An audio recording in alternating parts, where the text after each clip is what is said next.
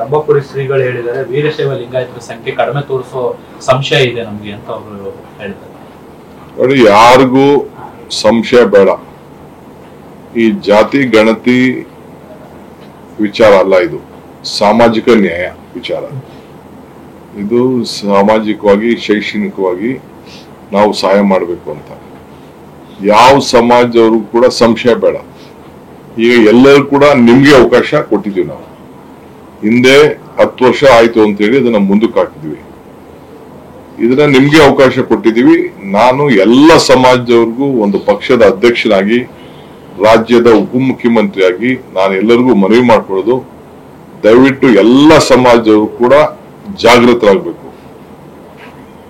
ಬಡವರು ಇರ್ಬೋದು, ಎಲ್ಲಾ ಹಿಂದುಳಿದ ವರ್ಗದ ಎಲ್ಲಾ ನಾಯಕರು ಇರ್ಬೋದು, ಮತ್ತು ಯಾರ್ಯಾರು ಸುಮಾರು 7 ಕೋಟಿ ಜನ ಇದ್ದಾರೆ ಅವರೆಲ್ಲರೂ ಕೂಡ ಎಲ್ಲೇ ಇರ್ಲಿ, ಯಾವ ದೇಶದಲ್ಲಿ ಇರ್ಲಿ, ಆನ್ಲೈನ್ ಅಲ್ಲೂ ಕೂಡ ಎಂಟ್ರಿ ಮಾಡ್ಕೊಳ್ಳಿಕ್ಕೆ ಅವಕಾಶ ಇದೆ.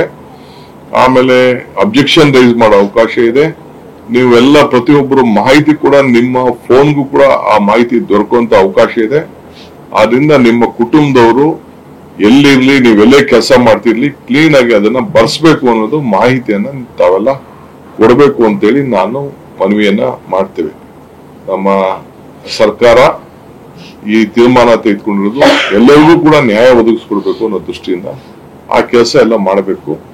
ಸೊ ನಾನು ವೀರಶೈವ ಸಮುದಾಯಕ್ಕೆ ತೊಂದರೆ ಆಗ್ತದೆ ಅಂತ ಏನು ರಂಭಾಪುರಿ ಶ್ರೀಗಳು ಹೇಳಿದ್ದಾರೆ, ನೀವು ಗಾಬರಿ ಏನ್ ಪಡ್ಕೊಳ್ಬೇಕಾಗಿಲ್ಲ. ನಿಮ್ಮ ಪ್ರಚಾರ, ನಿಮ್ಮ ಜನ, ನಿಮ್ಮ ಸಮುದಾಯ, ರಾಜ್ಯದ ಎಲ್ಲಾ ಸಮುದಾಯದವರು ಕೂಡ ಇದರ ಬಗ್ಗೆ ತಿಳುವಳಿಕೆ ಮೂಡಿಸುವಂತ ಕೆಲಸ ಎಲ್ಲರೂ ಮಾಡಬೇಕು. ಬರೀ ಒಂದು ಸಮುದಾಯದ ಮಾಡೋದಲ್ಲ, ಇದು ಎಲ್ಲಾ ಸಮುದಾಯದವರು ಇದನ್ನ ಉಪಯೋಗಿಸ್ಕೊಳ್ಬೇಕು.